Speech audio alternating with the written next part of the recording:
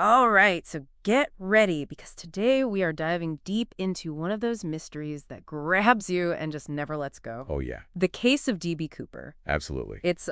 Picture this. It's Thanksgiving Eve, 1971. Okay. A man using the name Dan Cooper boards a plane, just a quick flight from Portland to Seattle. Right. And what happens next has had people scratching their heads for decades. Yeah, it really is a story that's captured the imagination. Oh, of totally. so many. So he pulls off this crazy hijacking jumps out of a Boeing 727 mid-flight with $200,000 and vanishes, poof, gone. Wow. The FBI spent years chasing leads. Right. But the case is still wide open. It is. And today we are going to try and piece together this puzzle using everything from the D.B. Cooper Wikipedia page to historical articles and Nice. even how this mystery has seeped into pop culture. You ready to put on your detective hats? I think this is going to be a fun one. I know, right? Okay, so this Hi Cooper, he's meticulous enough to demand specific types of parachutes, Wow. but also remembers to grab his matchbook before jumping date. Huh.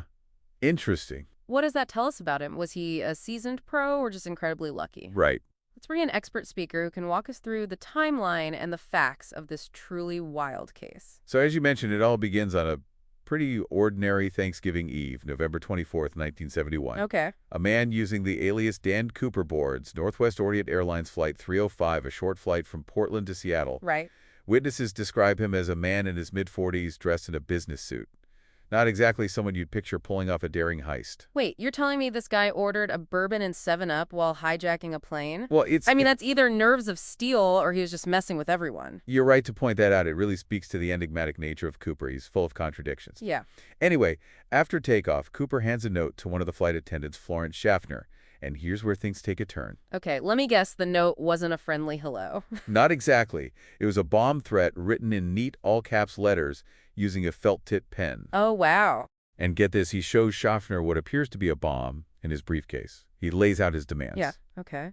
And it's clear he planned this very carefully. So 2 sets of parachutes? Yeah. Now, this detail really makes you think, why, too, was he planning to take a hostage? Was he unsure of his skills and wanted a backup? Right. It definitely adds to the complexity of his character and the whole situation. You've hit on a key point. The detail about the 2 parachutes has fueled endless speculation. Uh-huh. It suggests a level of premedication, but also perhaps a hint of uncertainty, a fear that one chute might malfunction. It's these seemingly small details that make this case so fascinating. Totally. So the pilot, William Scott, contacts air traffic control, and the airline's president, Donald Nyrop, authorizes the $200,000 ransom. Keep in mind, this is 1971, so we're talking serious cash, the equivalent of over $1 million today. Wow, that's... And while all this is unfolding, the plane is circling over Puget Sound. Can you imagine the tension on that plane? Absolutely. While the FBI scrambled to gather the money and the parachutes, another flight attendant, Tina Mucklow, Right. spent a significant amount of time with Cooper. She later described him as surprisingly calm, even enjoying the view pointing out Tacoma from the air. Hold on, he was making small talk? Yeah. And offering cigarettes during a hijacking talk about a bizarre mix of terrifying and oddly polite? Yeah. It's almost like he was trying to create this strange sense of normalcy amidst the chaos. Right. It almost makes it harder to pin down his motive. It really does. It's a stark contrast to the image of a hardened criminal we might expect. Yeah. So after about 2 hours, the plane lands in Seattle. Cooper has them refuel and directs them to fly towards Mexico City at a low altitude, under 10,000 feet. Okay. And here's another detail that suggests a level of aviation knowledge. All right. He specifically requests the rear stairs to remain open. Wait, the rear stairs open mid-flight? Was that even possible on a 727 back then? You see, back then, that rear staircase was a feature not many people outside of aviation knew about. Oh. It was designed for cargo and paratroopers. Oh, okay. Not exactly hijackers. Okay, that changes things. Did Cooper know about this feature because of some kind of military or specialized training? Right. It just raises more questions about who he was and what he knew. It's a crucial piece of the puzzle, and it's led some to believe Cooper may have had a background that gave him this very specific knowledge. So he's got his money, he's heading towards Mexico, the rear stairs are down. I think we can guess what happens next. At approximately 8:13 p.m., somewhere over southwestern Washington, Cooper jumped. He did. The crew felt the change in pressure when the stairs were lowered, and the plane's tail even pitched upwards briefly, and just like that, he was gone. Into the night with $200,000, it really does sound like something straight out of a Hollywood movie. It does. So he vanishes into thin air, and the FBI launches a massive manhunt, right? Did they ever find a trace of him? Despite an extensive search, they never found any conclusive evidence directly linking him to the hijacking. except for a few intriguing items he left behind on the plane. All right, now I'm really curious. Tell me more about what they found, fingerprints, DNA. What did this meticulous hijacker leave behind? Well, he was meticulous, as you said. He took back all the notes, even the empty matchbook he'd used. However, he did leave behind a few things: a black clip-on tie, a mother-of-pearl tie, clip 8 cigarette butts, and a single hair on the headrest. A tie, that's it. I'm no detective, but that doesn't seem like much to go on. You'd be surprised later analysis revealed microscopic particles of titanium on that tie, suggesting Cooper might have worked in aerospace or manufacturing, and in 2001 they were able to get a partial DNA profile from the tie. Wow. But unfortunately no match has ever been found. So even a seemingly insignificant item like a tie can hold valuable clues. That's incredible. What about the money? Surely $200,000 in $20 bills is hard to miss, right? Did any of it ever turn up? That's where the story takes an unexpected turn in 1980. A young boy named Brian Ingram made a shocking discovery on the banks of the Columbia River. And this is where things get really interesting. So Brian was playing along the Columbia River when he stumbled upon this rotting package buried in the sand. Okay. And it turned out to be $5,800 in $20 bills. Wow. And what's even crazier is that the serial numbers matched the ransom money. Wait a minute. So almost a decade after Cooper vanished, a chunk of the ransom money just shows up out of the blue. That's insane. What did the FBI make of this? It was a huge break in the case, but it also threw a massive wrench in their investigation. I mean, how did that money get there? Was it a sign that Cooper was still alive and had stashed it somewhere? Or had it been washed downstream from some unknown location? And of course, the biggest question, where was the rest of the loot? I can only imagine the frenzy this caused. It's like something out of a treasure hunt movie. Everyone must have been combing those riverbanks hoping to strike it rich. There were definitely renewed searches, but no one ever found another trace of the money. And the frustrating part is this discovery didn't really get them any closer to identifying Cooper or figuring out what happened to him. So we've got a ghost of a hijacker, a bag of cash that washes up on shore, and a whole lot of unanswered questions. This is where the real detective work comes in, right?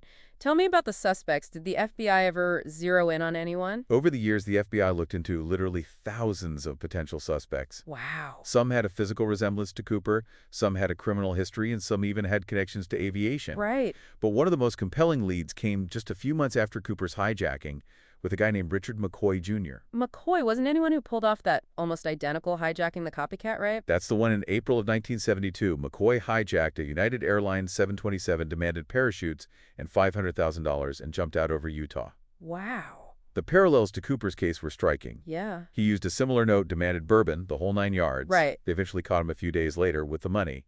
So they finally got their man Cooper was actually McCoy all along. Not quite. While there were undeniable similarities, there were also problems. McCoy was younger than the description of Cooper, and witnesses from the original hijacking didn't think he was a match. Plus, there was evidence that McCoy was in Las Vegas when Cooper pulled off his heist. Oh, okay. He even had Thanksgiving dinner with his families the next day.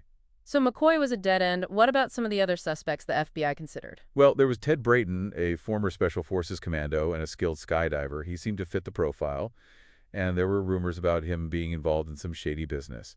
Then there was Kenneth Christensen, a former Northwest Airlines employee who knew his way around planes. Some people even thought he might have used the ransom money to buy a house. Sounds like they were chasing a lot of shadows. Anyone else stand out as a particularly strong lead? One of the more fascinating leads came in the form of a deathbed confession in 1995.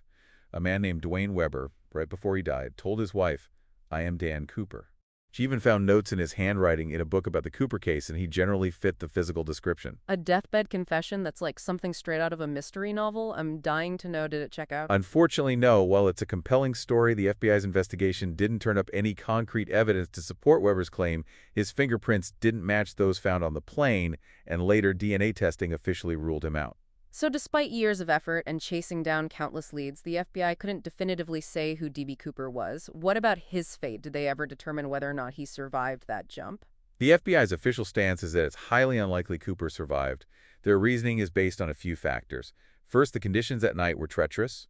It was dark, rainy, windy, and the terrain was rugged and heavily forested. Right. Not exactly ideal for parachuting, especially if you're not a seasoned pro. But he did request parachutes and they did find some of the ransom money. Doesn't that at least suggest the possibility that he could have made it? That's a fair point, and there are definitely people who believe Cooper might have survived. Some theorize that he was an experienced outdoorsman familiar with the area, which would have given him a better chance. And remember, there were a few copycat hijackings around that time where the perpetrators did survive similar jumps. So if he did survive, where did he go? Did he manage to live out his days as a wealthy recluse sipping cocktails on a beach somewhere? What are some of the theories out there? Well, the lack of any concrete evidence means we're firmly in the realm of speculation here. Some believe he might have had an accomplice waiting for him on the ground. Oh.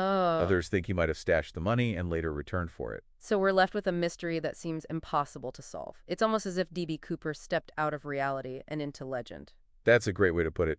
The mystery itself has become more captivating than any possible solution could ever be. Yeah. It allows us to explore our fascination with the unknown, with the idea that someone could disappear without a trace and outsmart the system. And let's be honest, it's a fantastic story. You've got a daring crime, a mysterious figure, a treasure hunt, and an ending that's completely up for interpretation. It's no wonder D.B. Cooper has become such a cultural icon. Absolutely. Think about it. Books, movies, TV shows, songs, even festivals dedicated to D.B. Cooper. Wow.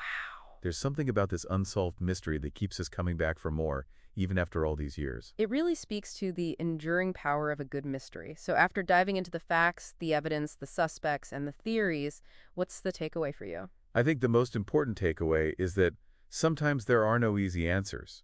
Some mysteries, despite our best efforts, may never be fully solved, but that doesn't mean we stop searching, stop questioning, stop trying to make sense of the world around us. And maybe, just maybe, that's okay after all. Isn't there a certain beauty in the unknown and the possibility that some secrets remain just out of reach? Perhaps, or maybe D.B. Cooper's out there somewhere chuckling to himself as we continue to debate his fate. Now that's an image. So what do you think happened to D.B. Cooper? Did he perish in the wilderness? Did he outwit everyone and start a new life? We may never know for sure, but one thing is certain, the legend of D.B. Cooper will continue to fascinate and intrigue us for generations to come. Indeed, and who knows, maybe one day a new piece of evidence will emerge and the mystery will finally be solved. Until then, the speculation, the theories, the search for answers, that's all part of what makes this case so captivating. Well, there you have it, our deep dive into the mystery of D.B. Cooper. We've explored the crime, the investigation, the suspects, and the enduring legacy of this enigmatic figure. But as we've learned, sometimes the most compelling mysteries are the ones that remain unsolved. Yeah, it really is a story that just keeps you guessing. Right. So we've explored the hijacking, the evidence, the suspect, and the theories, but it seems like with D.B. Cooper, the more you learn, Yeah. the deeper the mystery gets. Uh-huh. Is there anything else about this case that that stands out to you as particularly intriguing? What I find particularly fascinating is how this case, despite its lack of resolution, has become so deeply ingrained Yeah, in American folklore. right. Cooper has become a symbol of rebellion, of outsmarting the system, and even of the allure of the unknown. It's like he represents this ultimate escape fantasy, right? He defied the odds, vanished without a trace, and left everyone wondering. It's a story that taps into our desire for adventure and a bit of mystery in our lives. Exactly, and what's interesting is that the ambiguity of the case has actually contributed to its enduring appeal. If Oh, Cooper had been caught, or his fate definitively confirmed, it might have just become another closed case. right. It's the fact that we don't know what happened to him that keeps people coming back to the story, generating new theories and searching for answers. He's become this almost mythical figure. Do you think that if he had survived, he would have eventually tried to contact someone, or would he have stayed hidden, living a completely new life under a different identity? That's a question that has haunted investigators and armchair detectives for decades. If he did survive, he would have had to live with the weight of his actions and the constant fear of being discovered. It's hard to imagine the kind of life he could have lived. It makes you wonder if the money was really worth it in the end. I mean, even if he survived the jump and managed to stay hidden, he'd be living with this secret forever. It's certainly a burden he would have carried with him. Yeah. And it raises an interesting question. If Cooper was watching all of this unfold, seeing how his story has captivated so many people, how would he feel? Huh. Would he be amused, terrified, or maybe a bit of both? It's like we said before, maybe he's out there somewhere reading all the theories and enjoying the attention, even if it's from a distance. Right. Or maybe the wilderness did claim him, and his story is one of both daring and tragedy. Either way, the legend of D.B. Cooper continues, and it reminds us that sometimes the most compelling stories are those that leave us with more questions than answers. It's up to each of us to decide what we believe happened that night. So, as we wrap up our deep dive into the enigma that is D.B. Cooper, I want to thank you for joining us on this journey into one of the most enduring mysteries in American history. We've explored the crime, the evidence, the suspects, and the enduring fascination that surrounds this case. We may never know for sure who D.B. Cooper was or what ultimately became of him, but his story continues to spark our imagination and remind us that some mysteries are destined to remain unsolved.